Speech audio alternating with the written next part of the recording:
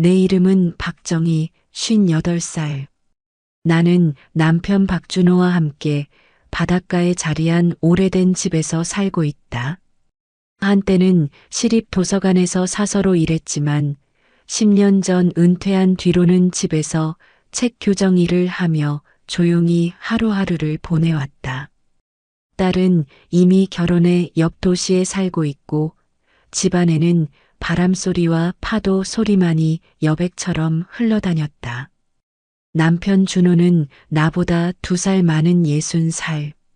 작년에 은행에서 정년퇴직한 뒤 허전함을 메우듯 취미에 빠져 살았다.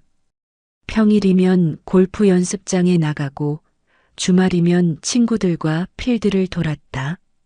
집에 있는 날에는 정성껏 분재를 다루거나 텔레비전 앞에서 스포츠 중계를 보며 시간을 흘려보냈다. 우리 부부 사이의 대화다운 대화가 끊긴 지도 오래였다. 식탁에 마주 앉아 있어도 준호는 늘 화면에 시선을 고정한 채 오늘 된장국이 조금 짜네. 내일 비 오면 골프는 괜찮으려나. 혼잣말 같은 소리만 흘릴 뿐 대답을 기대하지도 않았다. 젊은 시절은 달랐다. 우리 둘 다 책을 좋아해 휴일이면 헌책방을 돌고 새로 생긴 도서관을 찾아 나서곤 했다. 바닷바람을 맞으며 걸으며 읽은 책 이야기를 몇 시간이고 나누었다. 그때의 준호는 내 이야기에 귀 기울여 주었고 내 이름을 불러주며 눈을 반짝이던 사람이었다. 하지만 언제부터였을까? 남편이 나를 이름으로 부르지 않게 된 것이 언제부터일까? 같은 침대에 누워도 그의 등만 바라보게 된 것이 밤마다 그의 고른 숨소리는 너무 멀리 느껴졌고 그 등 뒤에 가로막힌 벽은 차갑고 높았다. 나는 점점 투명한 사람이 되어갔다. 집안일을 해내고 그의 곁을 지켜도 공기처럼 당연하게 여겨질 뿐 오직 책 교정의 시간이 나 자신을 확인시켜주는 유일한 순간이었다. 빨간 펜으로 원고를 고치며 활자에 몰입하는 동안만은 나는 박준호의 아내가 아닌 한 사람의 인간 박정희로 존재할 수 있었다. 그러던 어느 날 오후였다. 평소와 다름없이 교정 원고에 파묻혀 있던 내게 현관 초인종 소리가 들렸다. 준호가 응대했으므로 나는 방에서 얼굴을 내밀지도 않았다. 그런데 잠시 뒤 거실에서 남편의 낮은 목소리가 들려왔다. 어이, 도윤군. 이렇게 직접 와줘서 고맙네. 도윤. 그 이름을 듣는 순간 내 심장은 작게 요동쳤다. 그는 준호가 은행에서 일하던 시절 아끼던 후배의 아들이었다. 후배는 이미 세상을 떠났고 준호는 친동생처럼 아끼던 그를 잃고 크게 낙담했었다. 그 후로 남편은 아버지를 잃은 청년 도윤을 친자식처럼 챙겨왔다고 나는 들었다. 그날 도윤은 카메라 가방을 들고 찾아왔다.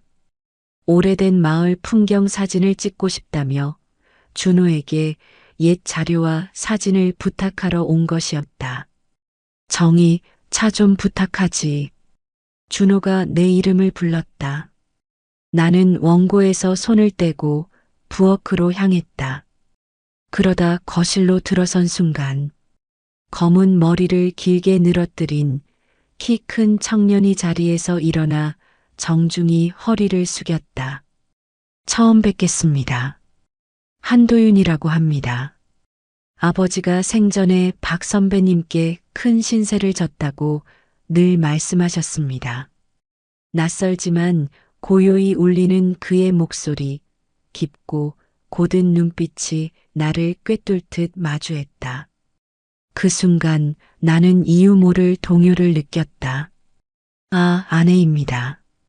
박정희라고 해요. 남편이 늘 잘 부탁드린다네요. 나는 어색한 미소로 인사를 하고 서둘러 주전자에 물을 올렸다. 하지만 귀는 거실의 대화를 놓치지 못했다. 준호가 저토록 즐겁게 웃는 소리를 나는 오랜만에 듣고 있었다. 트레이에 다관을 올려 내놓으려는 순간 도윤의 시선이 책 원고 더미에 닿았다. 혹시 책 교정 일을 하고 계신가요? 그의 눈빛이 반짝였다. 네, 조금 하고 있어요. 정말 대단하시네요. 저도 책을 좋아합니다. 특히 옛 문학 작품을. 가슴이 철렁 내려앉았다. 남편은 내일이든 내가 무슨 책을 읽는지든 전혀 물어오지 않았다. 그런데 이 젊은이는 내 세계를 들여다보려 했다. 아, 그건. 내가 대답하려는 찰나 준호의 차가운 목소리가 말을 잘랐다. 정희, 도윤구는 일 때문에 온 거야. 책 얘긴 됐어. 차만 내려두고 들어가라. 날카로운 칼날이 내 가슴을 베어갔다. 나는 테이블 위에 다관을 내려놓고 억지 미소를 남긴 채 방으로 물러섰다. 그날 밤 남편의 등을 바라보며 나는 쉽게 잠들지 못했다. 낯선 청년의 눈빛, 내 세계에 귀 기울이던 그 진지한 시선이 자꾸만 떠올랐다. 그리고 잊어버린 줄 알았던 감정이 오래된 심연에서 미묘하게 흔들리기 시작했다. 며칠이 흐른 어느 오후 창밖에는 빗줄기가 유리창을 두드리고 있었다. 나는 언제나처럼 작업방 책상 앞에 앉아 원고에 펜을 굴리고 있었지만 활자들은 눈에 들어오지 않았다. 남편 준호는 골프 동료들과 점심 모임에 나가 있었고 집안에는 빗소리와 나 혼자 내쉬는 숨소리만 가득했다. 그때 휴대폰이 진동했다. 낯선 번호. 평소 같았으면 받지 않았을 것이다. 하지만 이상하게도 그날은 받아야 한다는 예감이 내 손을 움직이게 했다. 여보세요? 아, 혹시 정희 선생님이신가요? 불쑥 전화드려 죄송합니다. 저는 한도윤이라고 합니다. 수화기 너머로 들려온 차분한 음성에 심장이 크게 뛰었다. 며칠 전 깊고 고든 눈빛으로 나를 바라보던 그 청년의 얼굴이 순간적으로 떠올랐다. 그는 남편에게 전화를 했지만 부재 중이었고 대신 내 번호를 알려받았다고 설명했다. 앨범 속 낡은 사진, 항구 근처 창고가 언제 철거되었는지 묻고 싶다고 했다. 나는 기억을 더듬어 조심스럽게 답했다. 아마 20해 전쯤이었을 거예요. 딸아이가 초등학생일 때니까. 그렇군요. 감사합니다. 사실 지금 그 근처 카페에 있는데 혹시 잠깐만 뵙고 당시 이야기를 조금 더 들려주실 수 있을까요? 말도 안 되는 제안이었다. 남편이 없는 틈을 타 그의 후배 아들과 단둘이 만난다는 건 누가 봐도 위험한 일이었다. 그러나 내 입술에서 흘러나온 대답은 내 스스로도 낯설었다. 알겠습니다. 어디 계신가요? 전화가 끊긴 뒤 한동안 멍하니 앉아 있었다. 나는 분명 거절할 수 있었을 것이다. 그런데도 몸은 이미 옷을 갈아입고 우산을 챙겨 현관문을 열고 있었다. 비는 잦아들었지만 바닷바람에 젖은 공기는 축축하게 피부를 파고들었다. 카페 문을 열자 오래된 종소리가 맑게 울렸다. 그리고 창가에 앉아있던 도윤이 곧장 자리에서 일어나 반갑게 손을 흔들었다. 와주셔서 감사합니다.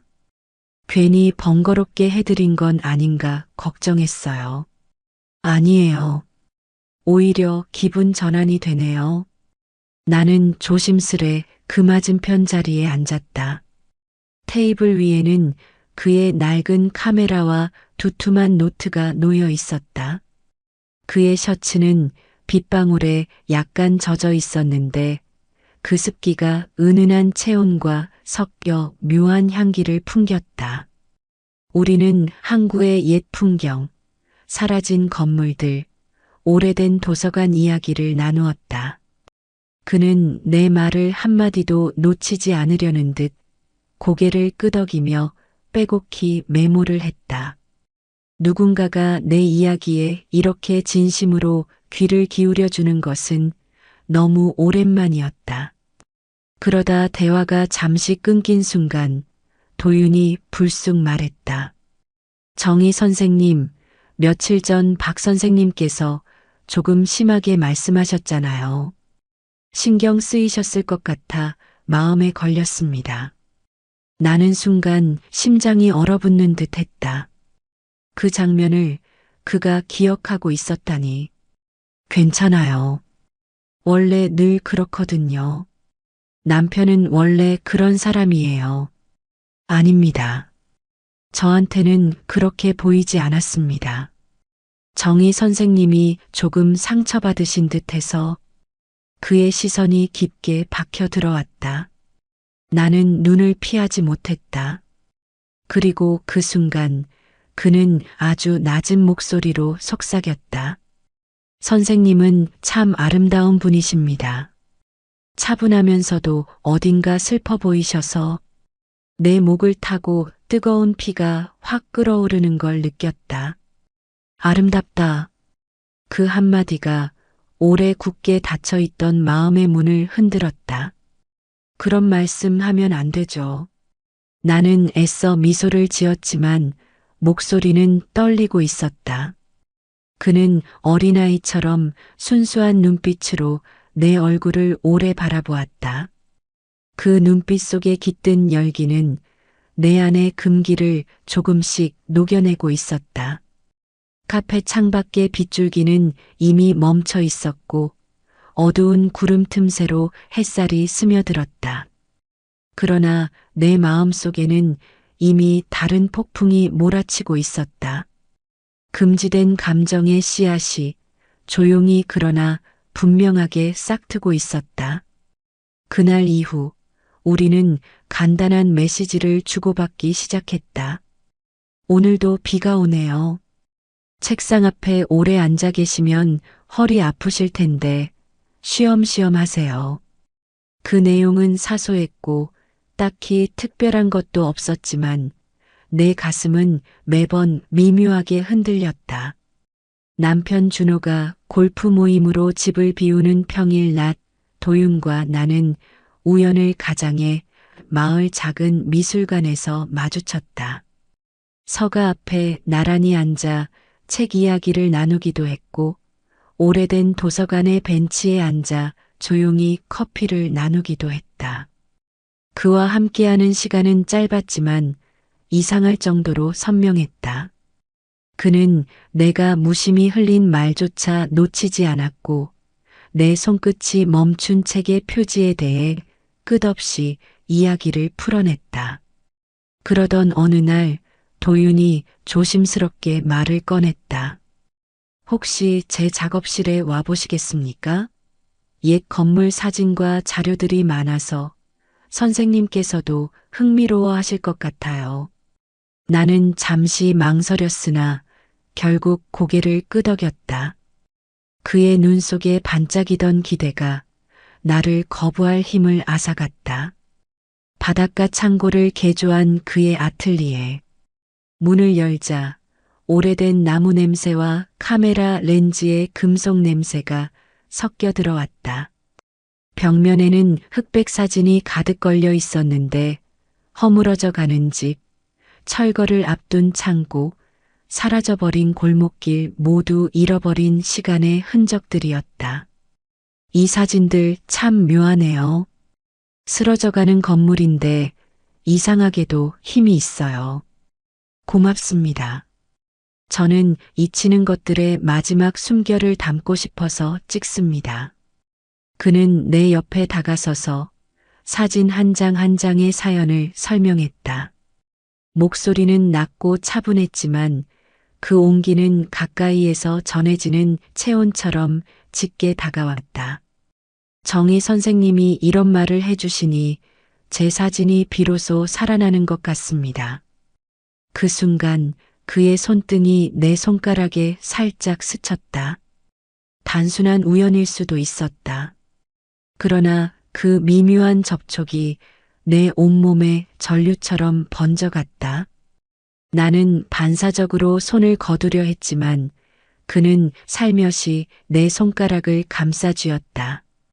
남편이 아닌 다른 남자의 손길. 20년 넘게 잊고 지낸 감각이 뜨겁게 깨어났다. 안 됩니다, 이런 건. 나는 떨리는 목소리로 말했지만 손을 뿌리치지 못했다. 그의 손길은 의외로 단단하면서도 놀라울 만큼 다정했다. 저는 선생님을 보고 있으면 더 이상 참을 수가 없습니다. 그의 시선이 내 얼굴에 꽂혔다. 그 안에는 거짓도 계산도 없었다. 그저 나를 원하는 열망만이 있었다. 순간 오래도록 갈라지고 말라붙어 있던 내 마음 한가운데에 불이 붙는 듯 했다. 나는 마치 깊은 물속에서 오래 버티다 드디어 숨을 들이마신 사람처럼 헐떡였다.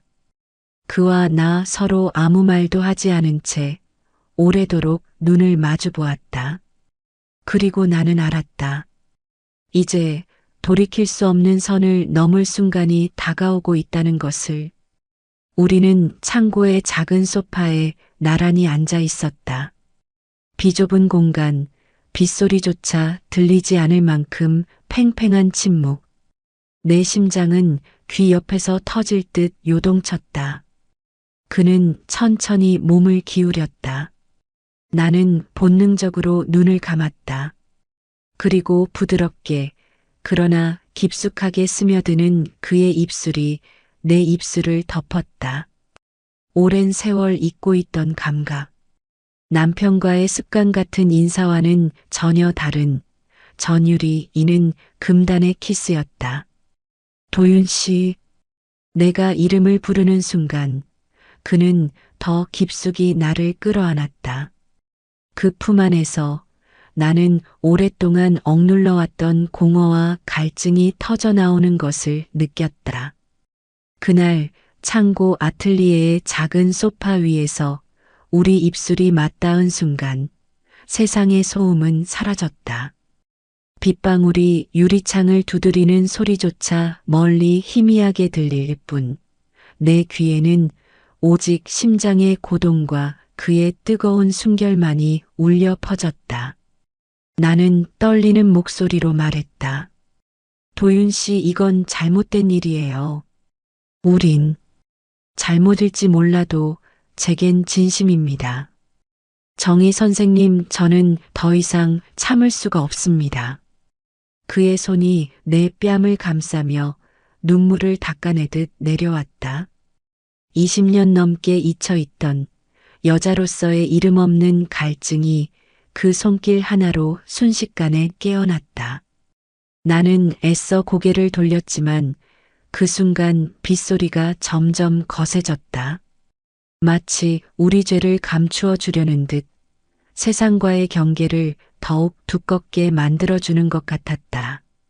한 번만 이 순간만 허락해 주세요. 그의 목소리는 간절했고 눈빛은 뜨거웠다.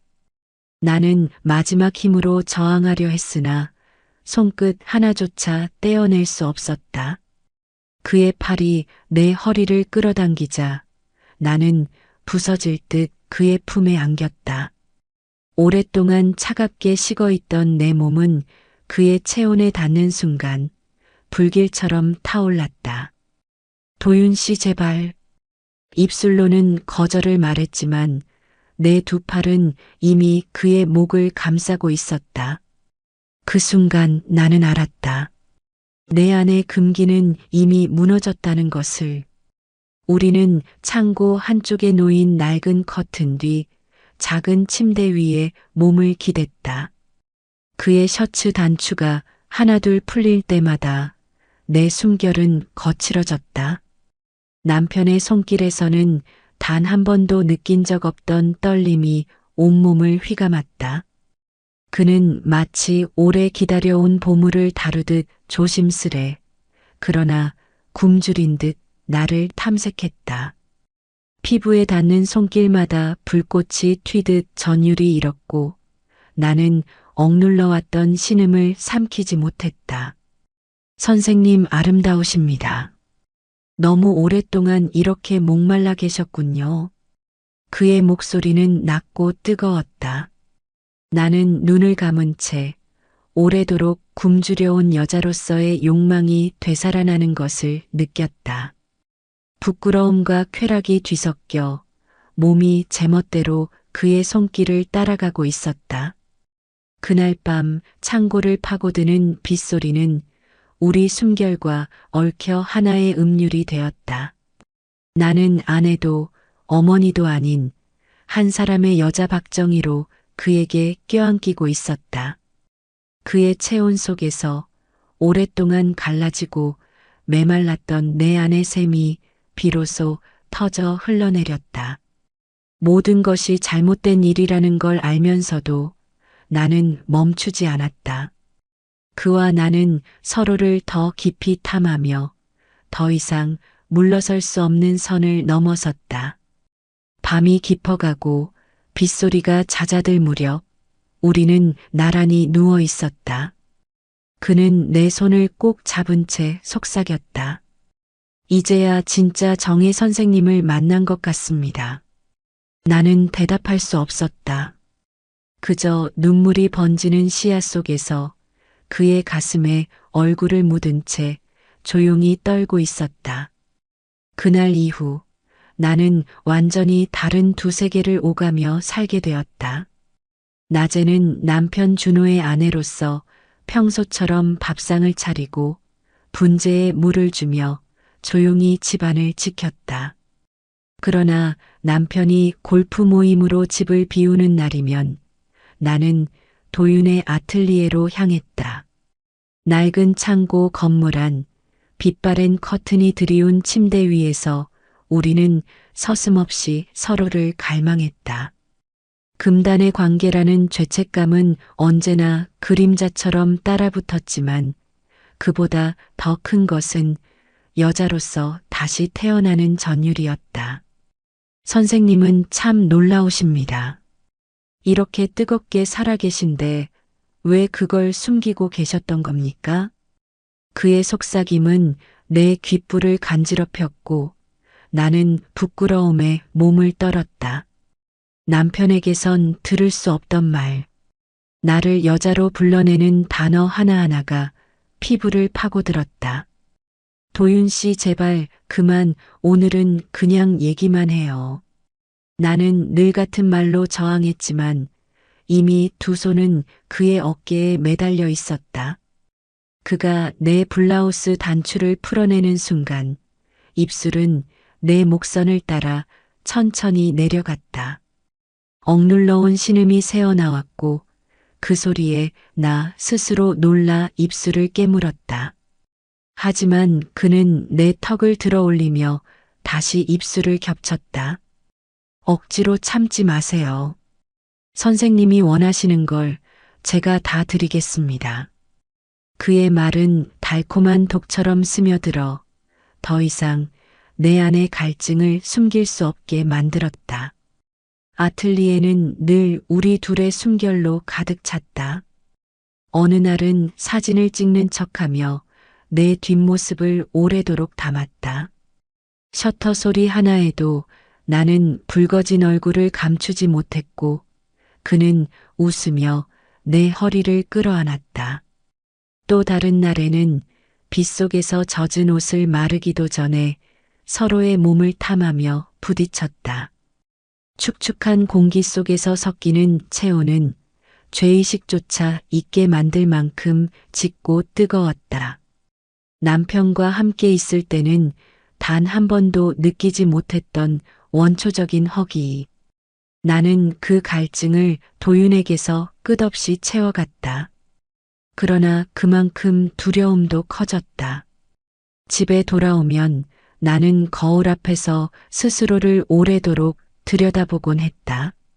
화장이 짙어진 건 아닌지, 옷차림이 변한 건 아닌지, 남편이 눈치채진 건 아닌지. 그러던 어느 저녁 준호가 식탁에서 불쑥 말했다. 정희, 요즘 뭔가 달라졌네. 예전보다 얼굴이 더 환해졌어. 뭐 좋은 일이라도 있나?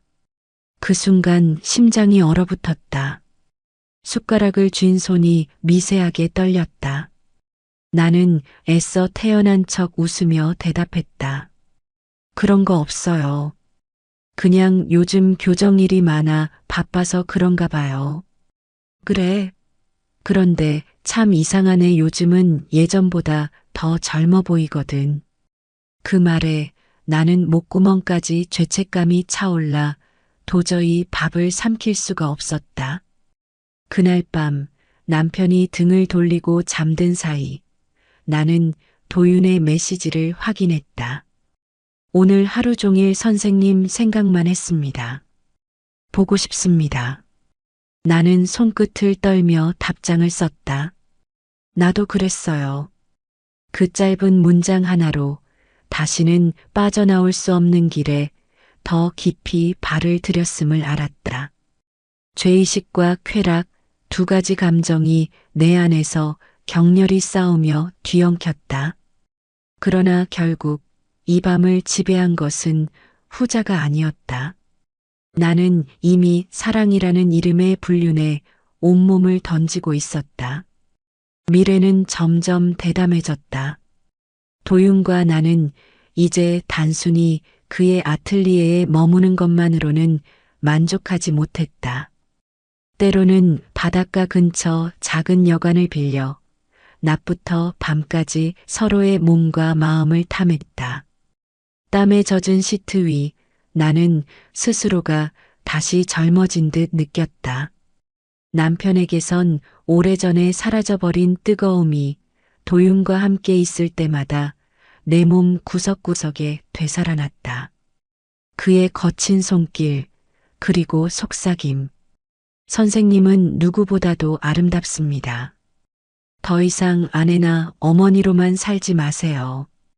저에겐 여자 그 자체이십니다. 나는 그 말에 몸을 떨며 다시 그의 품으로 파고들곤 했다. 그러나 환희의 절정이 지나고 나면 언제나 찾아오는 것은 짓누르는 죄책감이었다. 집으로 돌아가는 길, 신발에 묻은 흙조차 남편이 알아차릴까 두려웠다. 그러던 어느 날 저녁 준호가 불쑥 말을 꺼냈다. 정희, 요즘 뭐 숨기는 거 없지?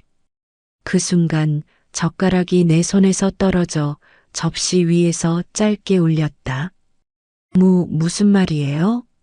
아니, 그냥 요즘 부쩍 달라 보여서 예전보다 화사하고 웃는 날도 많아졌잖아.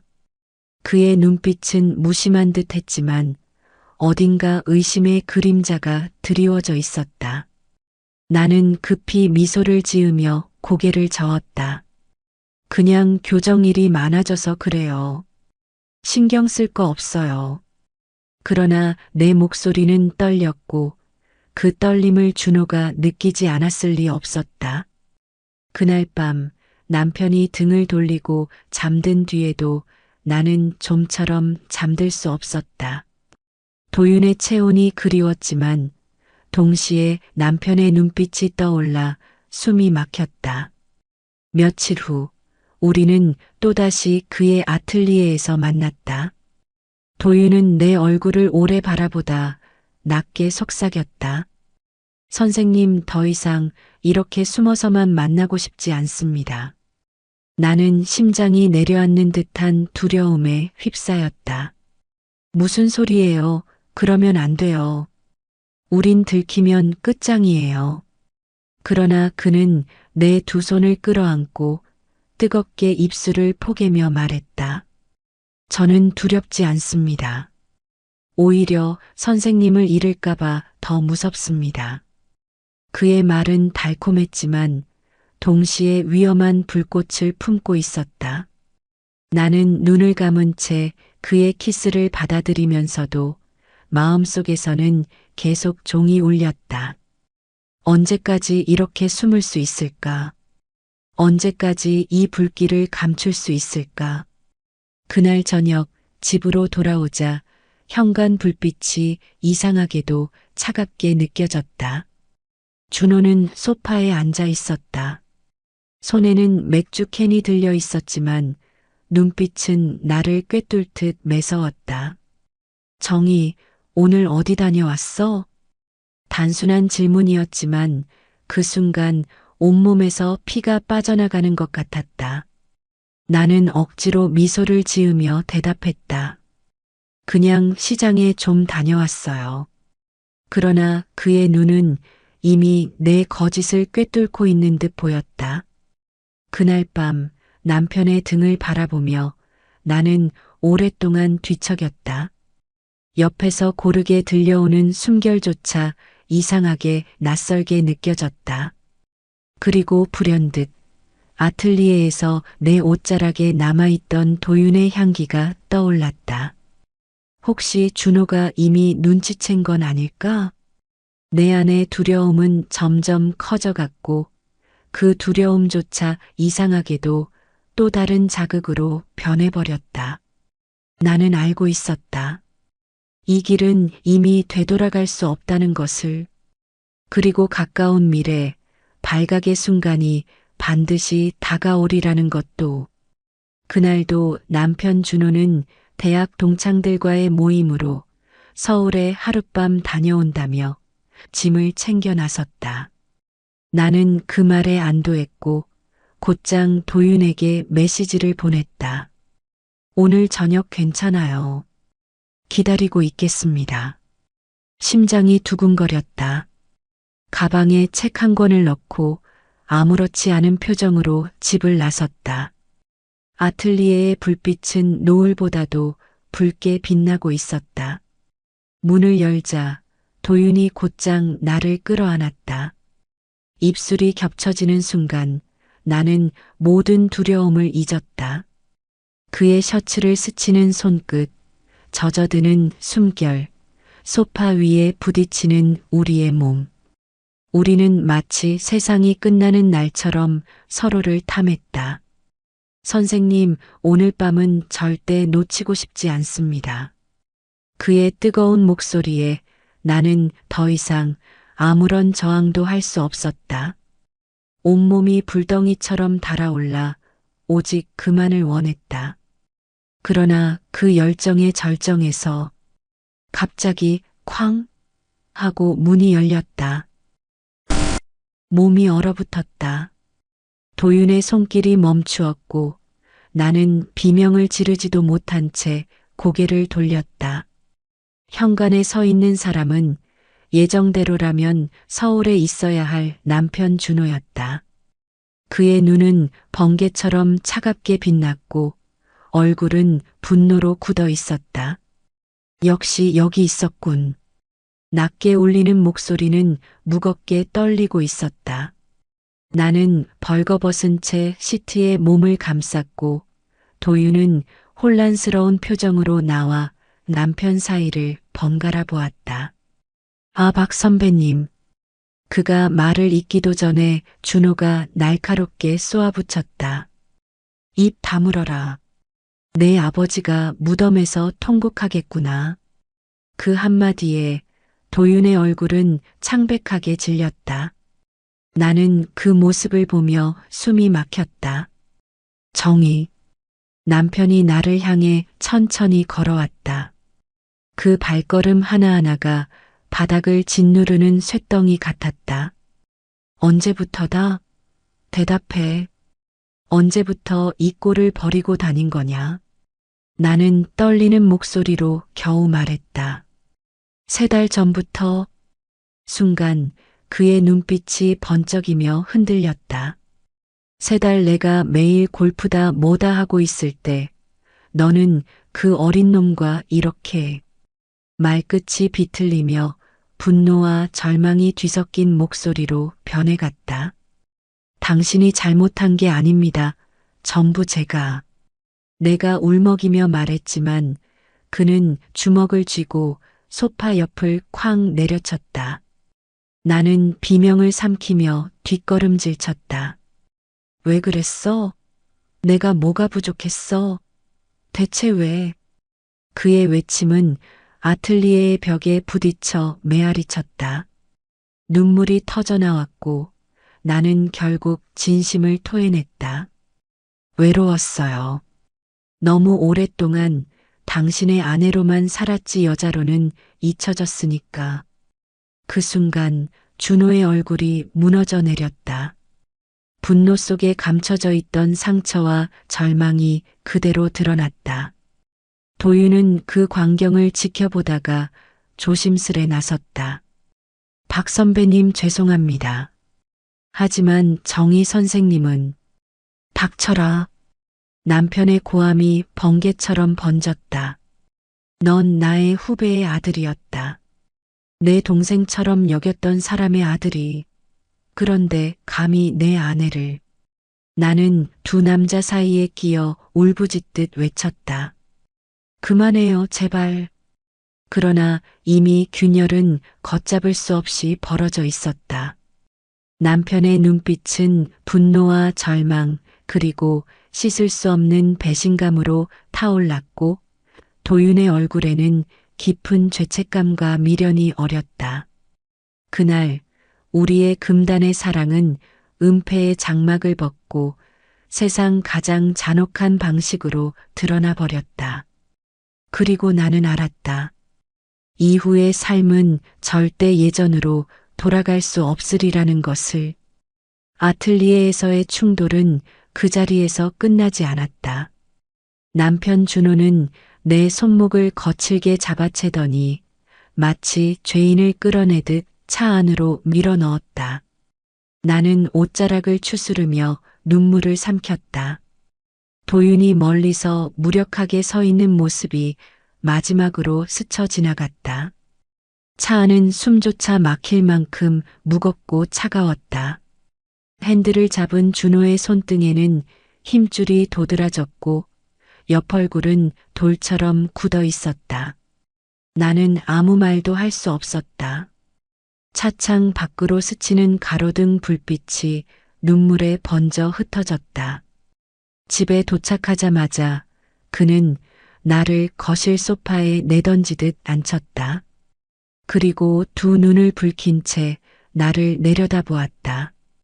언제부터인지 말했지? 3달. 3달 동안 너는 내 눈을 보면서도 다른 남자 품에 안겨 있었다는 거냐? 나는 고개를 떨군 채 떨리는 목소리로 대답했다. 네. 순간 그의 손이 공중을 스쳤다. 나는 반사적으로 몸을 움찔했지만 손바닥은 허공을 지나가고 말았다. 그는 이를 악물고 주먹을 떨며 낮게 말했다. 차라리 때렸으면 나았을 거다. 그런데 손이 떨어지질 않는구나. 너를 아직도 사랑하는 건가, 내가. 그 말에 나는 더욱 눈물이 쏟아졌다. 왜 그랬어, 정희? 내가 뭐가 그렇게 부족했나? 돈도, 집도, 자식도 다 지켜줬잖아. 그런데 대체 뭐가 모자라서. 그의 외침은 심장을 후벼 팠다. 나는 결국 울부짖듯 고백했다. 당신 잘못이 아니에요. 그냥 너무 외로웠어요. 당신은 늘 뒷모습만 보이고 나는 집안에서 공기처럼 살아왔어요. 도윤은 나를 다시 여자라고 불러준 사람이었어요. 그 순간 그의 얼굴이 처참히 일그러졌다. 분노와 슬픔 그리고 깊은 상실감이 동시에 터져 나오는 듯 했다. 그래서 그 젊은 놈한테 몸을 줬다는 거냐? 그의 목소리는 낮지만 칼날처럼 날카로웠다. 나는 더 이상 부정할 수 없었다. 눈물이 얼굴을 타고 흘러내리며 나는 고개를 끄덕였다. 긴 침묵 끝에 준호는 천천히 입을 열었다. 좋다. 이 결혼, 이제 끝내자. 그는 서랍에서 이혼 서류를 꺼내와 내 앞에 내던졌다. 하얀 종이 위에 쓰인 협의 이혼 신청서라는 글자가 내 눈을 찔렀다. 나는 손으로 입을 막으며 흐느꼈다. 28년의 세월이 단 한 장의 종이로 산산조각 나는 순간이었다. 짐은 내가 챙겨. 아이들에겐 내가 설명하마. 너는 내가 원하는 대로 살면 되겠지. 그의 목소리는 이미 감정이 빠져나간 껍데기 같았다. 그날 밤 나는 침실이 아닌 작은 방에서 홀로 잠을 청했다. 그러나 눈을 감을 수가 없었다. 남편의 차가운 눈빛, 그리고 도윤의 뜨거운 손길이 교차하며 내 마음을 찢었다. 나는 이불을 끌어안은 채 중얼거렸다. 나는 무엇을 선택한 걸까? 사랑인가? 배신인가? 몸은 아직도 도윤의 열기를 기억하고 있었다. 그러나 가슴 깊은 곳에서는 28년간 함께 쌓아 올린 남편과의 세월이 거대한 바위처럼 무겁게 눌러왔다. 새벽녘 나는 거울 앞에 섰다. 부스스한 머리, 붉게 달아오른 눈과 입술에 아직도 남은 미세한 떨림. 그 모습은 아내도 어머니도 아닌 죄와 쾌락 사이에 갇힌 한 여자의 얼굴이었다. 나는 알았다.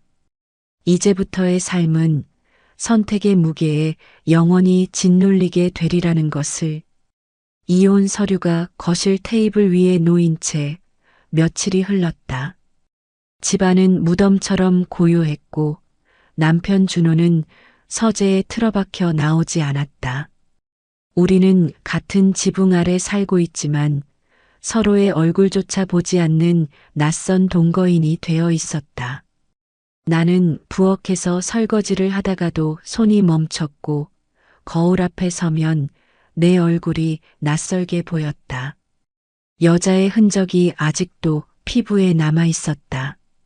도윤의 체온, 손길, 입술의 기억이 나를 죄인처럼 불태우고 있었다. 그러던 어느 밤 서재 문이 덜컥 열렸다. 준호가 거칠게 걸어 나와 내 앞에 섰다. 손에는 아직도 그 이혼 서류가 들려 있었지만 그의 얼굴에는 단순한 분노가 아닌 복잡한 감정이 얽혀 있었다. 정의. 대체 왜였지? 내가 그렇게까지 목말라 있었다면 왜 나한테 말하지 않았어? 그의 목소리는 낮게 떨리고 있었다. 나는 입술을 깨물었다. 말해도 당신은 듣지 않았을 거예요. 나는 늘 공기 같은 존재였으니까. 그 순간 그의 눈에 깊은 고통이 번졌다. 그래서 그놈을 택한 거냐? 나보다도? 나는 대답하지 못했다. 침묵이 곧 답이었다. 분위기는 무겁고 숨막혔지만 이상하게도 그 눈빛 속에는 또 다른 불꽃이 일렁이고 있었다. 28년 동안 서로를 너무 당연하게 여긴 결과가 이 파국을 불러온 게 아닐까? 준호가 갑자기 내 손목을 움켜쥐었다. 정희, 넌 아직도 내 아내야. 아무리 다른 놈과 몸을 섞었어도 내 살 냄새, 내 눈빛 난 다 기억하고 있어. 그의 손길은 분노와 욕망이 뒤섞여 거칠었다. 나는 당황해 몸을 빼려 했지만 이미 그의 품 안에 갇혀버렸다. 이러지 마세요, 지금은. 아니, 이제라도 확인해야겠어. 널 아직 되찾을 수 있는지 아니면 이미 완전히 잃은 건지. 그의 입술이 억세게 내려왔다. 나는 놀라움과 두려움 그리고 묘한 흥분에 휘말려 숨이 막혔다.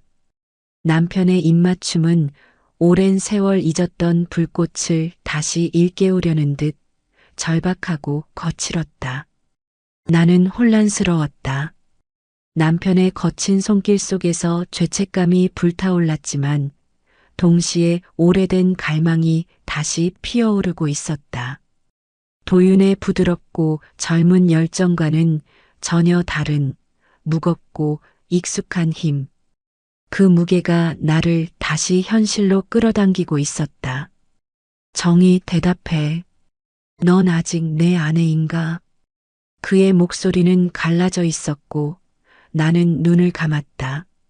심장은 미친 듯이 뛰었고 내 입술은 결국 그의 입술을 다시 찾아갔다. 그날 밤 우리는 오랜만에 부부의 몸으로 얽혔다. 그러나 그것은 사랑의 행위라기보다는 잃어버린 시간을 증명하려는 몸부림에 가까웠다. 욕망과 분노, 회한과 집착이 뒤섞여 우리는 서로를 마치 부서져가는 배처럼 붙들고 있었다. 숨이 가빠지고 시트는 젖어들었으며 내 안에서는 두 남자의 체온이 뒤엉킨 듯 혼란이 몰아쳤다. 행위가 끝난 뒤 준호는 등을 돌리고 누웠다. 나는 그의 넓은 어깨를 바라보며 한없이 눈물이 흘러내렸다. 남편의 품 안에 있으면서도 도윤의 얼굴이 떠올랐기 때문이다. 나는 알았다. 이 길의 끝은 파멸일 수도 혹은 재생일 수도 있다. 그러나 반드시 선택해야 한다는 것만은 분명했다. 그 밤 이후 집안의 공기는 전혀 달라졌다. 남편 준호와 나는 다시 침대를 함께 썼지만 그곳엔 여전히 깊은 균열이 남아 있었다. 몸은 한 번 더 뒤엉켰지만 마음은 여전히 두 갈래 길 위에서 헤매고 있었다. 다음 날 아침 남편은 묵묵히 식탁에 앉아 밥을 뜨고 있었다. 그의 시선은 내게 머물렀으나 예전처럼 무심하지도 또 온전히 따뜻하지도 않았다. 무겁고 복잡한 감정이 소용돌이치는 눈빛. 정희. 그가 낮게 불렀다. 우린 다시 시작할 수 있을까? 아니면 여기서 끝내야 할까? 나는 숟가락을 내려놓았다. 도윤의 이름이 목구멍까지 차올랐지만 끝내 말할 수 없었다. 그의 손길은 여전히 뜨겁게 기억 속에 남아 있었지만 동시에 남편과 쌓아온 세월은 바위처럼 무거웠다. 준호 씨 저도 모르겠어요.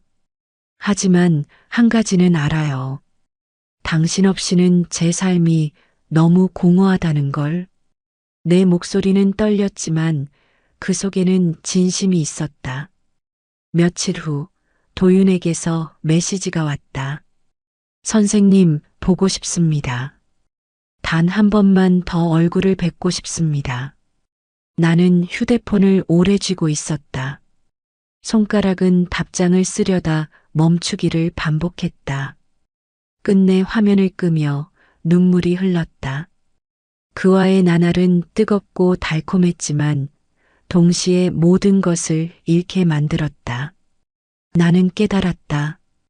내가 진정 원하는 것은 다시 사랑받는 아내, 그리고 다시 시작하는 부부라는 것을. 그날 밤 나는 용기를 내어 남편에게 다가갔다. 그의 서재 문을 두드리고 조심스럽게 들어가 말했다. 준호 씨, 우리 다시 해보지 않을래요? 마이너스에서라도 처음부터 다시. 남편은 오랫동안 침묵했다. 그러다 깊은 한숨을 내쉬며 내 손을 잡았다. 다시 시작하는 거냐? 그래, 해보자. 단 이번엔 서로를 절대 외면하지 말자. 그의 손은 여전히 거칠고 무겁지만 그 속에 진심이 담겨 있었다. 나는 그 손을 꽉 잡았다. 그리고 그 순간 가슴 깊은 곳에서 무언가가 무너져 내리며 동시에 다시 세워지는 것을 느꼈다. 그날 밤 우리는 다시 서로의 몸을 탐했다. 이번엔 분노나 집착이 아닌 다시 시작하려는 갈망으로. 서툴고 어색했지만 오래된 부부가 다시 서로를 확인하려는 절박한 몸짓이었다. 그의 입술은 여전히 무겁고 거칠었으나 그 속에 오랜 세월의 진심이 담겨 있었다. 나는 눈을 감고 그 품에 안기며 도윤의 얼굴을 마지막으로 떠나보냈다. 창밖에는 바닷바람이 불어오고 있었다. 파도 소리가 유난히 크게 들렸다. 나는 남편의 품에 안겨 속삭였다. 우리 이제는 서로를 놓치지 말아요. 그는 대답 대신 나를 꼭 끌어안았다. 그리고 오랜만에, 아주 오랜만에 내 이름을 불렀다. 정희. 그 부름은 눈물처럼 따뜻했고 나를 다시 살아있게 만들었다. 그렇게 나의 분류는 끝났다. 죄와 쾌락, 금단의 열정은 사라졌지만 그 불꽃이 남긴 흔적은 내 안에 영원히 남을 것이다. 나는 아내로서, 여자로서, 그리고 한 인간으로서 다시 걸음을 내딛기로 했다. 이 길 끝에 무엇이 기다리고 있든 이번만은 절대로 외면하지 않으리라.